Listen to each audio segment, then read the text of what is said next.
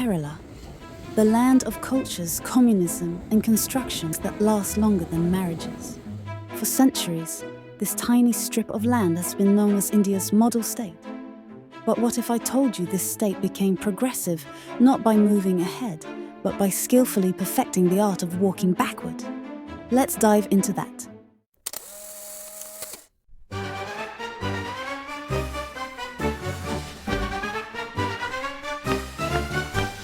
In 1957, Kerala became the first state in the world to democratically elect a communist government. Which is remarkable because most people still hadn't figured out electricity. Since then, people changed direction every 5 years. Every 5 years, the citizens have proudly practiced democracy by removing whoever they elected. People don't vote for someone. They vote against someone. Just like a child's play, they play against some group who they don't like and switch sides. Except for the last election, people once again chose to vote for the same party. Whether that choice was right or wrong will only be revealed by the next election. Still, it's far better than being ruled by a dogmatic leader. Their approach to development is unique. While other states build expressways, Kerala build excuses. The road is 80% done. The people are waiting for the next government to finish the remaining 120%. Even the famous Smart City project was so smart, it took 15 years to realize it had no city. Kerala changed their direction from agriculture to IT. Now they import vegetables from Pollachi and export resumes to Bangalore. One thing, however, never changed. Earlier, farmers used to take their own lives in despair. Today, it's IT professionals. The balance has always remained the same. Just the crop has been replaced by code. As part of government publicity, every brochure created by Kerala Tourism Department shows clean beaches, smiling villages, and elephants taking baths, but never the traffic jams or the power cuts. But still, Kerala tourism generates a great revenue for the state.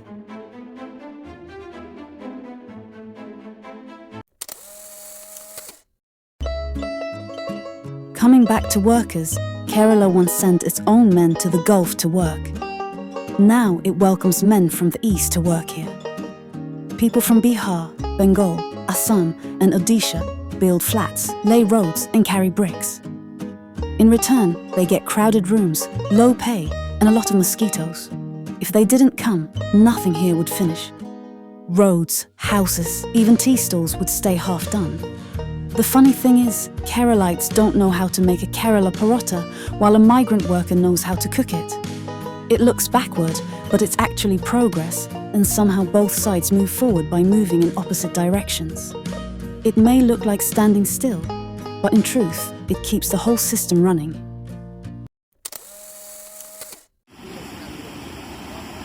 The Arabian Sea, also known as Kerala's never-ending dustbin and Instagram background. For centuries, it has given Kerala fish, trade routes, and the occasional tsunami to remind us who's really in charge. People consume chicken, pork, beef, and vegetables, but their biggest market in food is fish. Fishing is one of Kerala's oldest businesses. Boats go out proudly to sea and come back with less fish each year, but more loans. At the harbour, auctions begin with high prices and end with everyone bargaining until nobody makes a profit.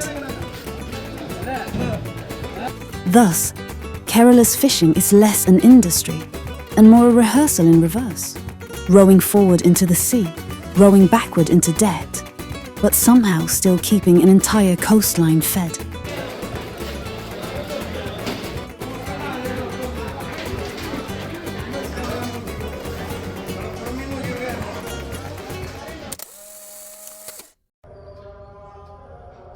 Religion in Kerala is not about moving apart. It's about standing together awkwardly in the same traffic jam. On Sunday, churches ring bells. On Friday, we hear Asan.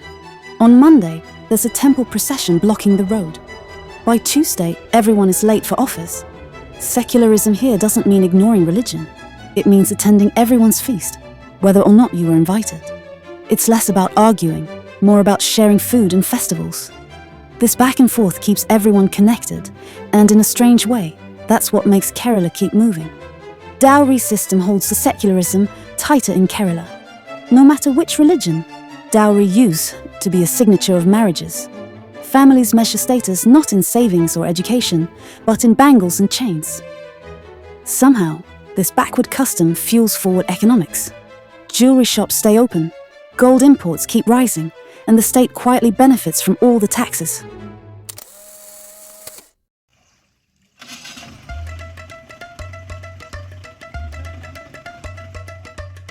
In Kerala, the gap between rich and poor is also walked backward. Here, wealth means slightly bigger houses, slightly heavier gold, but the gap is smaller than in the rest of India. The rich may drive German cars, but they still end up in the same potholes as everyone else. Even inequality is democratic. Everyone grumbles about taxes, fuel prices, and rain, no matter their income. Backward equality, but still equality.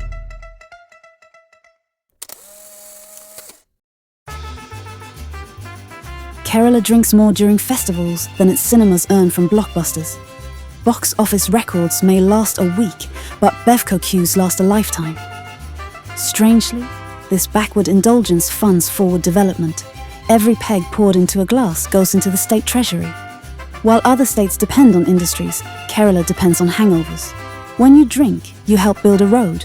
When you drink more, maybe even a bridge. That is people's tax in liquid form. Not metaphorically, but literally in liquid form. Critics call it a social problem. The government calls it budget planning. And somehow, both are right.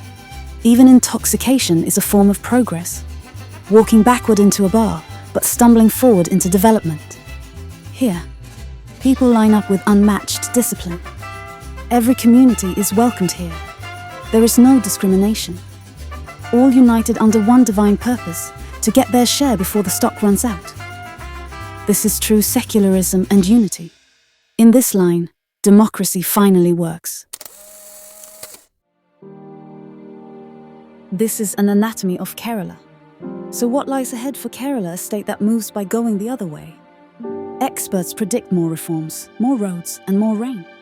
But if history is any guide, Kerala will handle it by gracefully reversing. Because progress here isn't about going ahead. It's about knowing when to back up. Maybe that's what real progress means. Changing direction until you find yourself exactly where you started.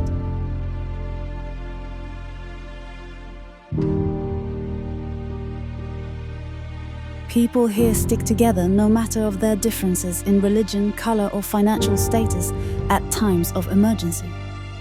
The 2018 flood and Wayanad landslides are the examples of that.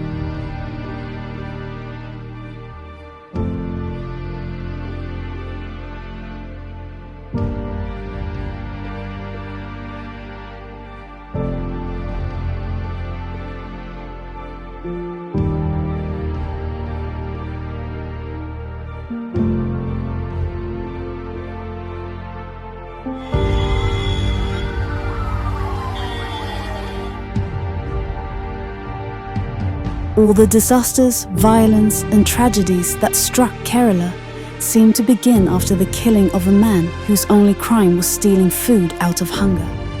Perhaps it was karma for that act.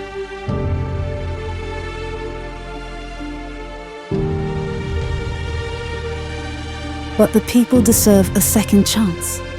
A chance to change direction, to hope again, and to believe in a better future.